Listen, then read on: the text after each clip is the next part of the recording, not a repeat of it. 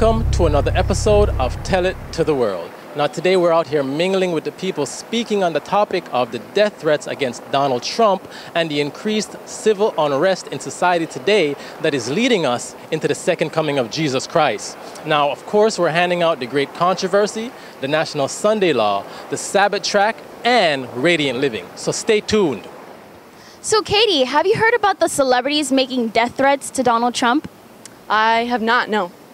Well, at a women's march in Washington, D.C., Madonna has made a statement that she has often thought a lot about blowing up the White House. Snoop Dogg in a music video has had a gun pointing towards a clown dressed as a Donald Trump lookalike, and he pulled the trigger. And I'm sure, I don't know if you're familiar with Kathy Griffin, who is a comedian. She actually held up a severed head of Donald Trump in an image, and this has been floating all over media. Now, we also know that in New York City, there's a theater that has depicted the assassination of Donald Trump. So do you believe that these celebrities are inciting violence towards the president? I suppose that they are. I don't think they're inciting violence. I think that they're exercising the amendment to freedom of speech, but at the same time, I do believe that they're taking it too far and that they should take different actions as far as how to change what they're angry about in the first place. So do you believe that these celebrities are inciting violence against the president? It's not about violence. I mean, it's more about their rights. You know, they have the freedom of speech. They have the freedom to express themselves away towards people, to let them know how they feel about the president, about the things going on right now. A lot of people might not agree with Donald Trump. Some people agree. But that's just the way they want to express themselves. I guess it's okay.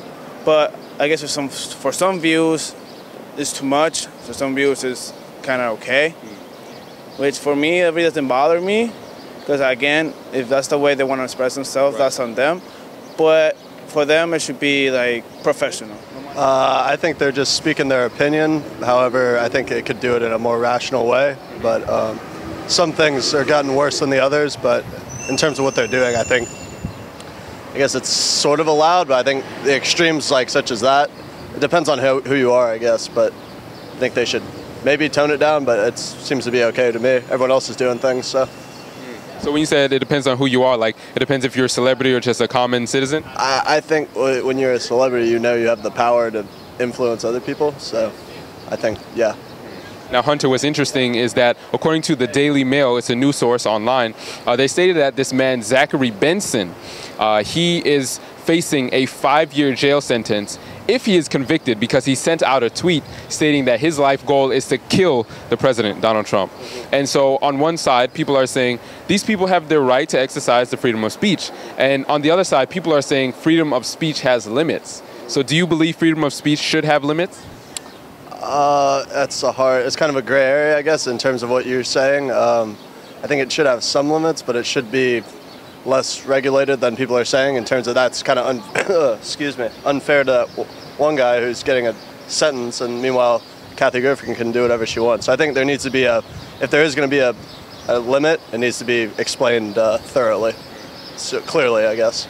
Yes, I do believe there's a limit. I think that you should be able to believe whatever you want, but you should also take the certain actions to change that instead of taking most of your time to make threats. Do you believe that freedom of speech has limits? It has no limits. There shouldn't be a limit to it.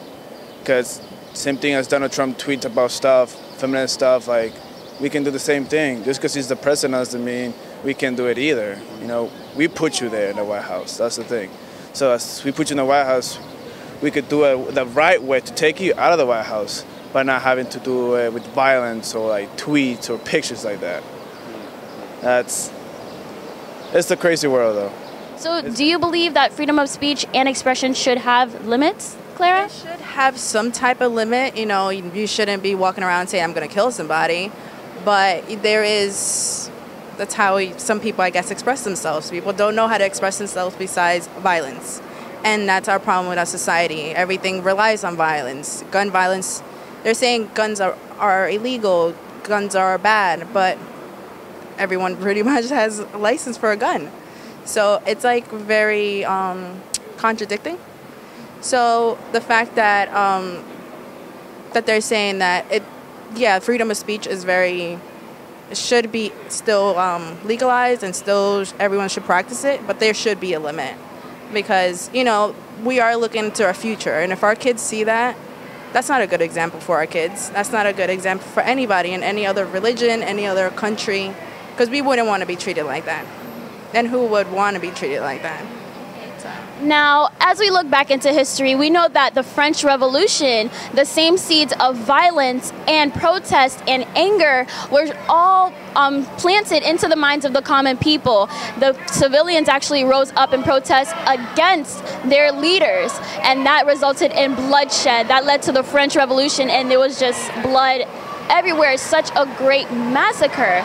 Now, do you believe that the rights of Americans that we now hold will soon be restricted because we see all of these acts of violence and protests going on today? Definitely, because they don't want people to get out of control, and just like that, people are going to turn to violence, and it's just going to become a violent world without any control. And there has to be some sort of control and a sort of, not only violence, but people need to come to an agreement and talk about our issues instead of acting on them. So do you believe that these violent threats, these violent actions, even in America, will lead to the restrictions of the freedoms that are now available to us today? Yeah, because if you look at it, back in the days, it would be okay, but now, with the things going on, like gun violence, police brutality, all that stuff, it's just going to become like really chaotic out in the world, and we don't need that. Just settle down with it, just let it be. But killing the president to be known like back in the days, I don't think that should be a right thing at all, because you're still killing a man. You're still going to be. It's a different world. It's a different time we live on now. So everything has changed. So do you believe that the death threats and the acts of violence that are putting towards Donald Trump in America today will lead to the restriction of the rights that we now hold? I certainly hope not. Hopefully, you know, our country can learn from the past and past events of other countries, our own country. So at this point, I certainly hope that it doesn't come to that. Well, as we see, civil unrest is rising, and it's increasing in society today. There's one group rising up against another. People are killing each other in cold blood. And the Bible actually prophesies this. In the book of Matthew chapter 24, verse 12, it says, "And because iniquity, sin, shall abound, the love of many will wax cold." And we see it's being fulfilled right now by the many examples left earlier.